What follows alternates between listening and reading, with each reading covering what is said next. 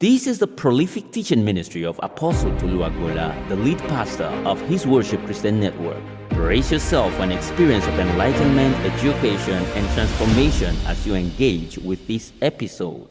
The Holy Spirit, in fellowship with your spirit, has a curriculum. He knows what to teach your soul, to cure your soul from being against the Lord. He knows what to teach. Oh, they say that what your life is producing is anger. The Holy Spirit has an anti-anger curriculum. He knows what to teach your soul. But you will need to align yourself with his teaching ministry. And in my own personal life, I found two kinds of classrooms that he creates. One is a study room. The other one is the prayer room. 2 rooms. If you abandon yourself into those classrooms, he knows what to bring. You don't need to instruct him. Remember that what he's bringing is government. He's a Lord. So he knows what he can teach you that can make you stop these fitful expressions that you have in anger. Meanwhile, there can be somebody else who is also suffering from that anger issue. His own curriculum will be slightly different from your own. Because the curriculum is not general. No matter what we teach, until we resolve that we will live in God's prescribed way, we wasted time. What will produce is preachers without a life. Some of your notes are good sermons. I mean, if you are sent to somewhere, you can just pull it out and preach it. But the notes are beginning to look more spiritual than the one who wrote them, because they are not producing a life. What makes knowledge become practicable is a resolve that what I know, I will do it.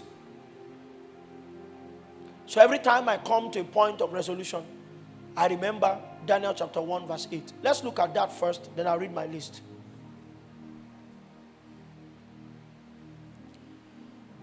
But Daniel purposed where? In his heart. So I told you that your heart is the congregation of all of your internal faculties that make you arrive at a conviction. He purposed in his heart that he will not defile himself with the portion of the king's meat and with the wine which he drank. Therefore, he requested of the prince of the eunuchs that he might not defile himself. What's in the next verse? Can we read together? God had brought Daniel into favor and tender love with the prince of the eunuchs. What the resolve of a man not to break his commitment, his devotion to the Lord produced was a response from God. And what God did in response was to touch the structures so that his resolve could be fulfilled. So that if you say, Lord, I will live for you, help me, what will come from God is not rejection. It will be a rush of the supplies of the Spirit to make sure that it's easy. I'm saying if you decide tonight, Lord, I will pray, there will be a rush of help.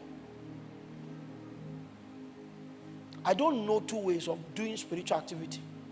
I thrive on help. So I can tell you now, I'm tired, I want to sleep. And then you can come back after 2 hours and I've been in prayers. It's because the last thing I said was not I'm tired. The last thing I said was help me.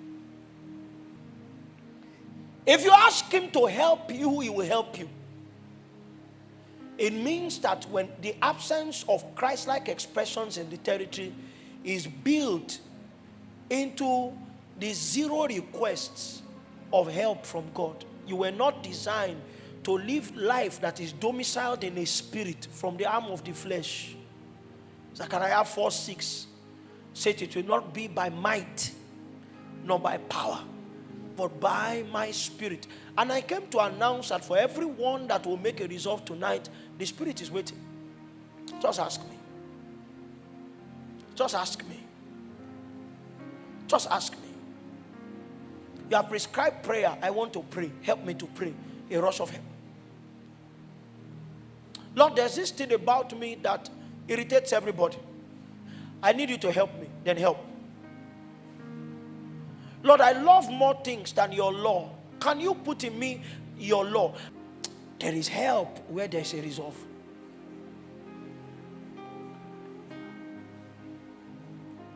Every one of us can attract a testimony, not mortal, but an immortal testimony that this one is surrendered to the Lordship of Jesus. And there will be nothing in your life that the enemy can gainsay. But you will need to live by asking for help.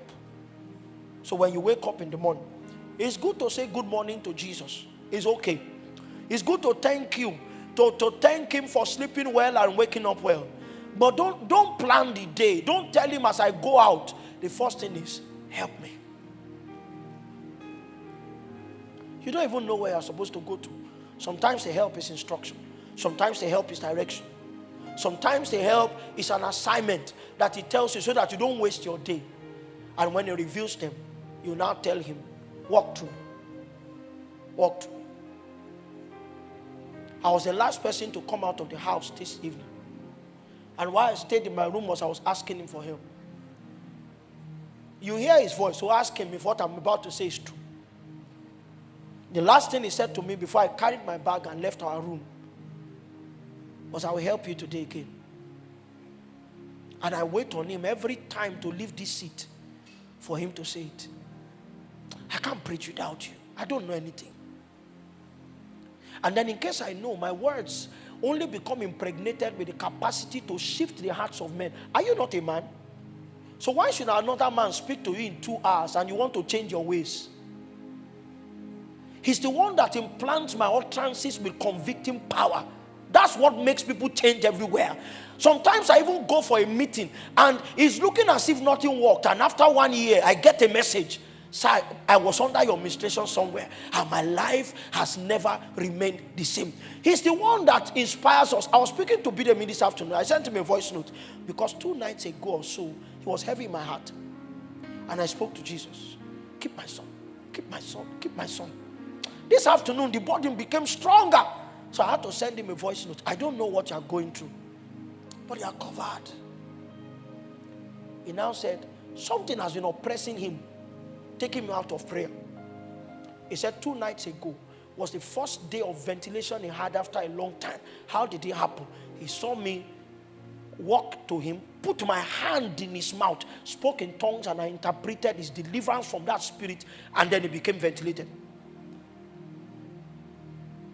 We are not, human beings are not that potent. But the spirit can respond to help. So the first call tonight is not, are you willing? It's not, help me.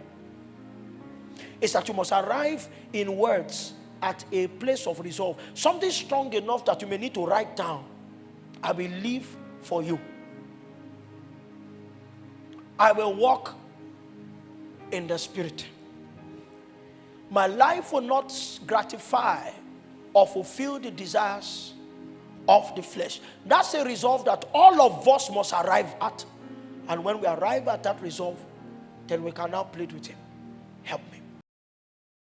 This is the prolific teaching ministry of Apostle Tolu Agboola, the lead pastor of His Worship Christian Network. Brace yourself for an experience of enlightenment, education, and transformation as you engage with this episode.